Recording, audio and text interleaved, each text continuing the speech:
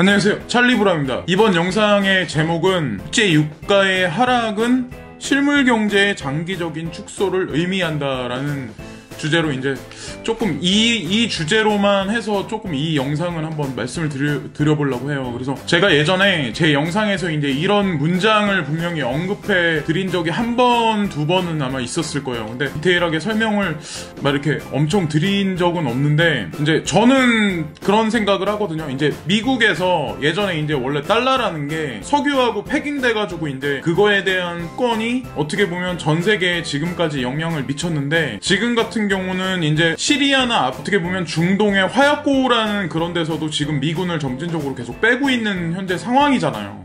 그리고 거기에 지금 러시아군이나 아니면 터키군도 지금 거기에 자기네 이제 거점을 지금 이렇게 자리 잡으려고 하고 있는 지금 정치적인 상황인데, 이거를 이제 어떤 관점에서 저는 바라보냐면, 만약에 중동이라는 그 지역 내에서 석유라는 게 지금 앞으로 다가오는 4차 산업에서도 마찬가지로 중요한 시점이라고 하면 미군이 거기서 발을 뺄 필요가 없다고 생각을 하거든요. 어떻게 보면 시간이 흐르면 흐를수록 석유에 대한 중요시되는 거는 지금보다 점점 쇠퇴할 거라고 생각을 해요. 그러니까 그걸 제가 왜 그런 생각을 하냐면, 석유의 매장량도 물론 정해져 있는 게 있지만 기술의 발전이 석유의 매장량이 고갈되는 것보다 빠르게 진보하고, 사실은 알고 보면 조금 더 어떤 과학자나 이런 사람들이 지구라는 그 환경에서 어떻게 인류가 살아가기 위해서 그런 기술 발전을 좀 이렇게 계속해서 더 많이 확장하고 도모한다고 생각을 하거든요.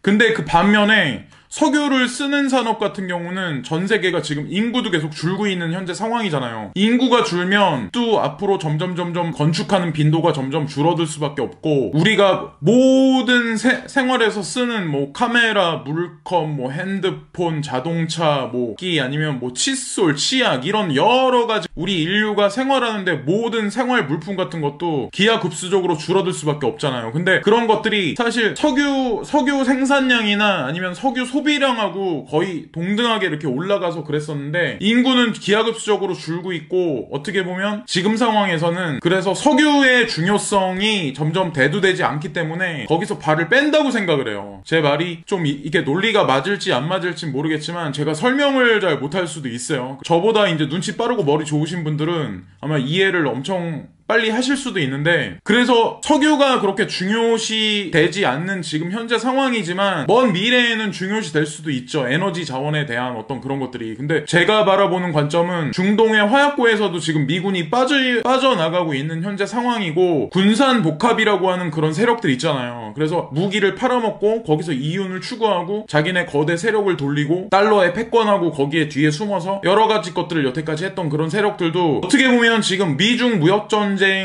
예전에 이제 물리적 전쟁보다 지금 사실 그쪽으로 많이 편향돼 있다고 생각을 하거든요. 지금은 예전에 이제 뭐 폭탄이 있다 그러면 그런 게 엄청나게 발달을 했다고 해도 지금같이 원자탄이나 핵폭탄이나 이런 것만큼은 엄청나게 많이 발달해 있지 않다고 생각하거든요, 예전에는. 근데 지금은 만약에 전쟁이 물리적으로 나면 어떻게 보면 전 세계가 다 전쟁에 휩싸일 수 있는 그런 구도이기 때문에 될 수 있으면 그들조차 피하려고 한다고 저는 생각을 해요. 그래서 결국에는 군산복합에서 얻어질 수 없는 거, 그리고 석유에서 얻어질 수 없기 때문에 거기서 자기네 힘을 포스라고 하죠, 영어로. 그런 거를 이제 포스를 딴 쪽으로 옮기거나 뒤로 한 발자국 의도적으로 저는 물러났다고 생각을 하거든요. 그래서 뭐 미중 무역 갈등 뭐 그런 데서도 뭐 누가 진다 이긴다 이렇게 말해가지고 뭐 미국이 결국엔 이렇게 한다 말씀하시는 분들이 있지만, 제가 뭐 바라보는 관점에서는 어쨌든 미국에 숨어있든 중국에 숨어있든 전 세계를 조종하는 그런 뭐 자들이라고 할까? 어쨌든 그림자 금융 세력이란 그런 사람들은 분명히 지금 선에서는, 지금 프레임에서는 얻어질 게 없기 때문에 석유나 이런 거를 저는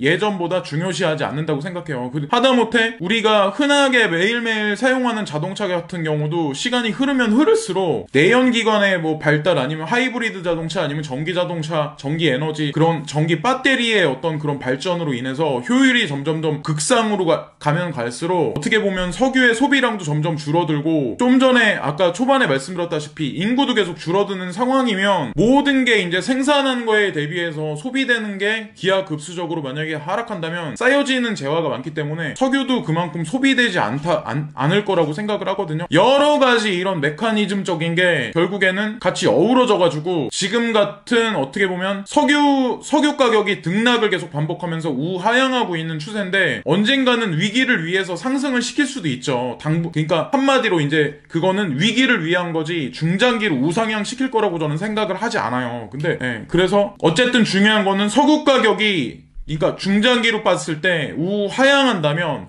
결국에는 지금 우리가 현업에서 먹고 살라고 자동차를 운영하고 뭐 공장을 운영하고 회사를 꾸리고 사람들을 오프라인에서 만나고 여러 가지 것들, 그런 것들이, 그런 산업들은 점진적으로 계속 축소할 수밖에 없다는 거예요. 반면에 이커머스 같은 데 있잖아요. 한국으로 따지면 쿠팡이라든가 미국으로 따지면 아마존, 중국으로 따지면 알리바바, 이런 기업들은 기하급수적으로 성장할 수밖에 없는 게, 예를 들어서 지금은 그렇지 않지만 얘를 VR 시스템 같은 게 지금보다 더 보편화되고 진보되면 그런 상황에 VR 기기를 쓰고 그런 플랫폼 안에서 들어가서 쇼핑을 하고 물건을 구매하고 암호화폐로 물건 값을 지불하고 그런 시대로 가는 거는 어떻게 보면 인류가 지금 만드는 게 아니라 그렇다고 저는 생각하거든요. 지금 그림자 금융 세력들이 그쪽으로 대중들을 양몰이하고 있다라고 저는 생각을 해요. 이번 영상은 그런 쪽으로 한번 만들어 봤는데, 제가 말이 두서가 없어가지고 이게 맞는지 안 맞는지 이렇게 막 오해하시거나 악플을 다실 분들도 분명히 계시겠지만, 아마 머리 좋은 분들이 아마